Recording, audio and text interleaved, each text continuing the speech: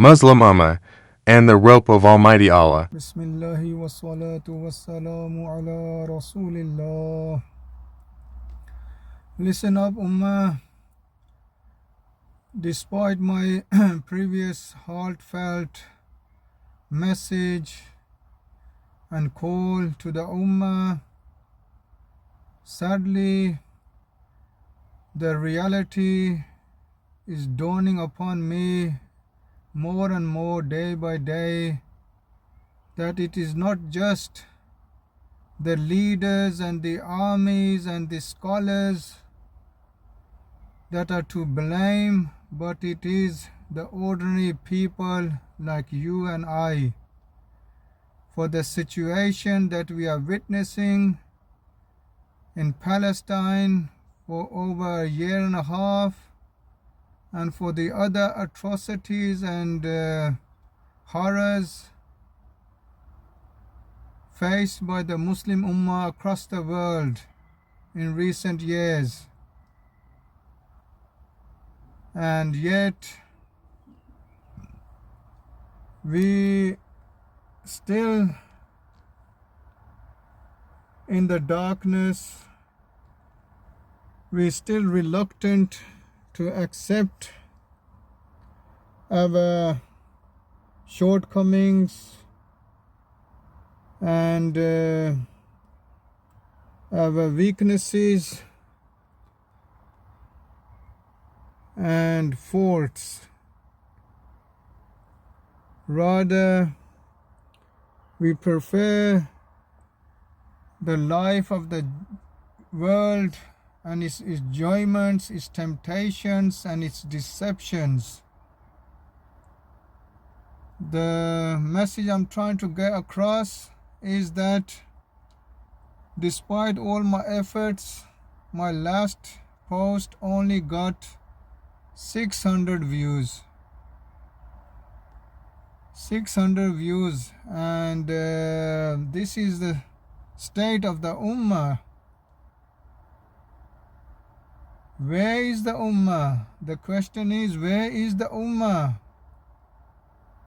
We are just so idle, lazy and sloppy. We become such lazy, idle and sloppy people that when we are called out, we do not want to listen. We do not want to adhere. And we do not want to support any such individual who wants to raise awareness and awaken the Ummah and bring us back towards the right path. Sadly, the reality is the total opposite, which is dawning upon me day in, day out. And I'm beginning to question myself. Who do we blame? Do we blame the Muslim leaders, the Muslim armies, the scholars, the enemies of Islam, or ourselves, you and me? Because I'm sure there is a many Muslim out there, more than the 600 views that I have got. This is just, I'm talking about my last post. If you look at my other posts and the work that I'm trying to do and the response that I'm getting from the Ummah, absolute disgraceful, absolutely shocking and disheartening.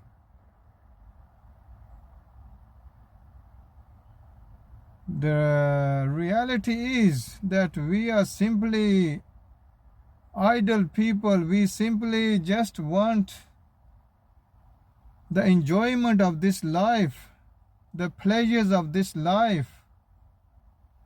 We have forgotten our covenant, our pledge with the Almighty Creator.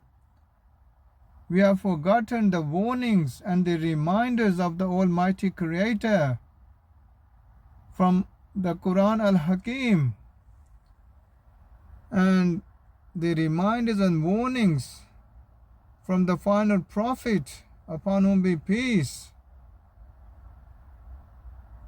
And hence no wonder this Ummah is so divided, so weakened and humiliated time and time again.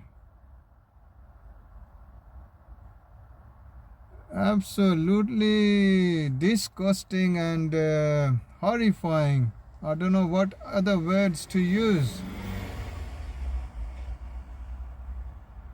However, I want to quote Al-Quran Al-Hakim. The Almighty Creator, He says, He mentions, O believers, hold on fast to the rope of Almighty Allah, and do not be divided amongst yourselves, and be with the truthful. So what does this verse, this ayah mean? What does it imply? It means the rope of Allah is not this rope that we used to tie something with. That rope is the final revelation, Al-Quran Al-Hakim, and the final Prophet, upon whom be peace.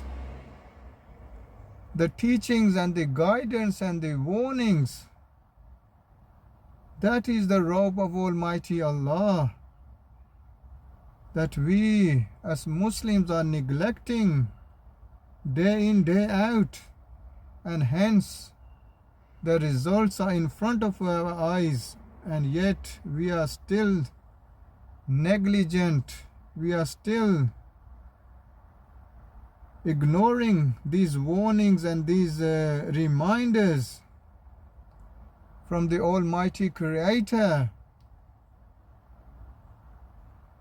And it is such a sad reality that I have to sit here and remind people, remind the Ummah where you are heading, what are you doing. Will you not be answerable to the Almighty Creator on the Day of Judgment? What face will you show? What excuse will you have? Al-Aman wal-Hafiz. Astaghfirullah al-Azim. La hawla wa la quwwata illa billahil aliyyil azim. Yes, so this rope of Almighty Allah is not the pseudo-Salafiyah, not the pseudo-Wahhabiyah, the pseudo-Deobandiyah, the Shia, Rafid, and all these other deviants. That rope of Almighty Allah is the creed of Ahlul Sunnah, the creed of the pious predecessors and the Sahaba alayhimu ridwan, the creed of our Master, the final Prophet, Muhammad, upon whom be peace, and the creed of Almighty Allah. Yes, indeed.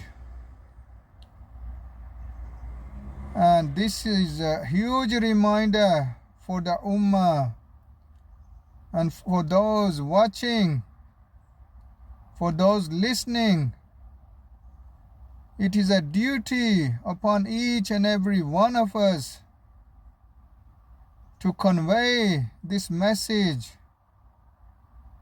to those who have not yet familiarized themselves with this knowledge and understanding. And surely we need to increase our own knowledge and understanding about this whole situation that is affecting this ummah and has affected the ummah for many years and years, and we do not know how long it shall continue like this, but surely eventually it will end when the great Imam al-Mahdi shall return, shall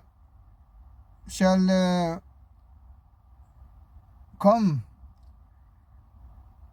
shall be brought forth, and when the return of the Prophet Isa alayhi salam shall happen, surely that time there will be only one religion and only one creed, and surely that time will be all peace and harmony upon the earth. But until then, it is left to us, me and you, right? We need to educate ourselves, rectify ourselves, reform ourselves, stop being like this sheep and cattle, conforming blindly, following blindly, and wasting our time and efforts in unnecessary activities, in the love and the lust and the luxuries and the deception and the temptations of this mortal world. Indeed, the beloved Rasul, upon whom be peace, he warned us about this, he foretold us about this. Yet, sadly, we are not to heed, are we? We rather have another Gaza and Palestine here, in the west, in the east, in the south, in the north. Is that what we want? O Ummati Muhammad, is this what we are waiting for? Because I'm sure if we continue the way we are, surely this is what shall happen. And it has happened recently. Have you not seen what happened in Thailand, Myanmar, Burma? Do you not watch the news?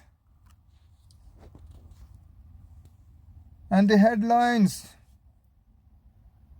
Do you not have fear of the Almighty Creator? Do you not have fear of the accountability of the Day of Judgment? Do you not have fear of the hellfire? Ask yourselves, just like I am asking myself, and I am here in front of you. Surely I do not enjoy making these posts. I do not enjoy being on social media, but I am forced to do this because there is very few others who are doing this work.